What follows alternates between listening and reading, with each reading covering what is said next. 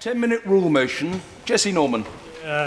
Thank you, Mr. Speaker. I beg to move that leave be given to bring in a bill to provide for a programme of research into the costs and benefits of extending eligibility for child benefit and tax credit entitlement to young people completing apprenticeships and for connected purposes.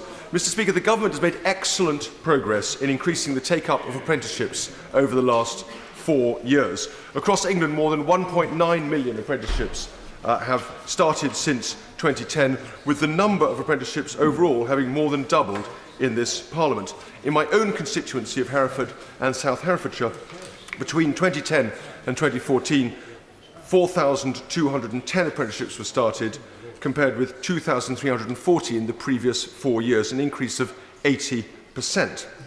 But this terrific growth has largely been due to increasing numbers of over 25-year-olds starting apprenticeships.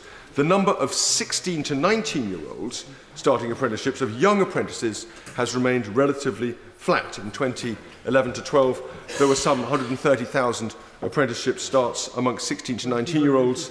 This fell to 114,000 in 2012-13, and the provisional figures for 2013 to 14 indicate that apprentice starts for 16 to 19-year-olds rose slightly, but only to 118,000 or so. So the huge increase overall in apprenticeships does not seem to be getting a lot of traction amongst school leavers, and it's worth, I think, asking why not.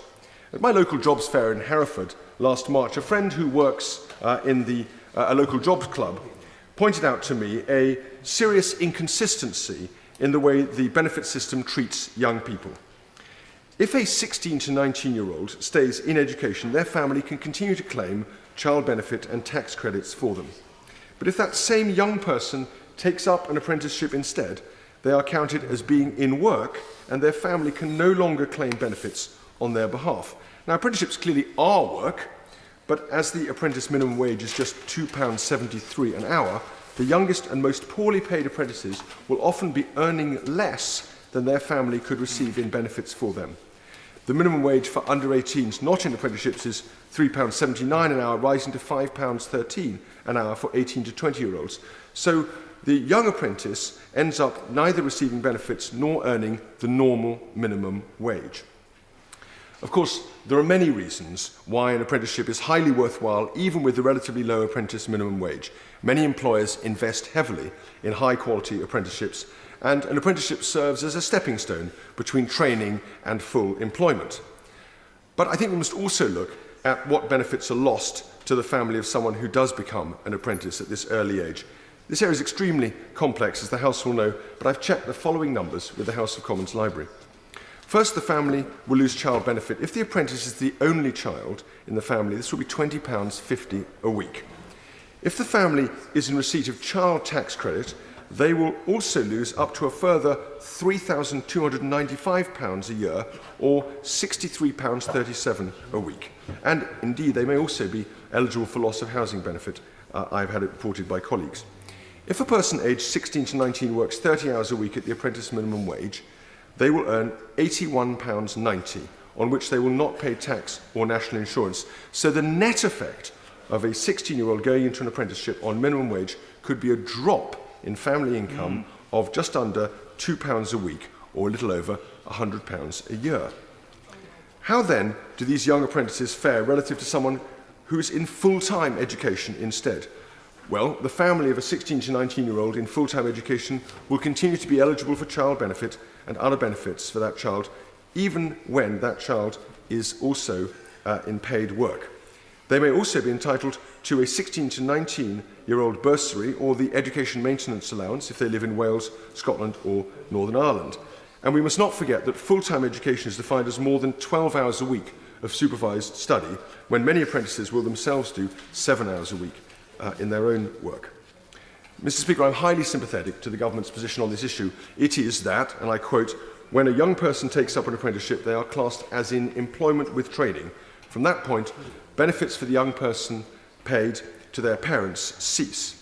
But as the National Institute of Adult Continuing Education have pointed out in supporting this motion today, the notion that a young apprentice should be considered a, quote, non-dependent in relation to benefits would be challenged by many parents, to put it mildly.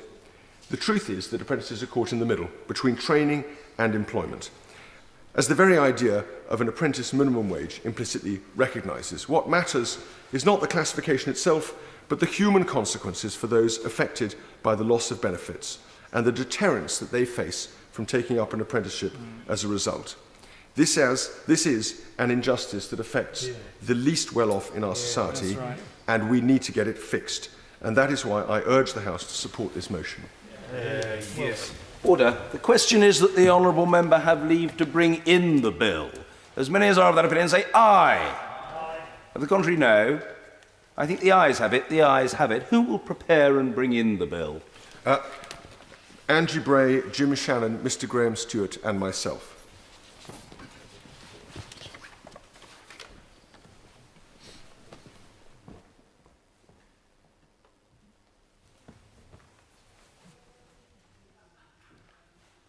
Jesse Norman.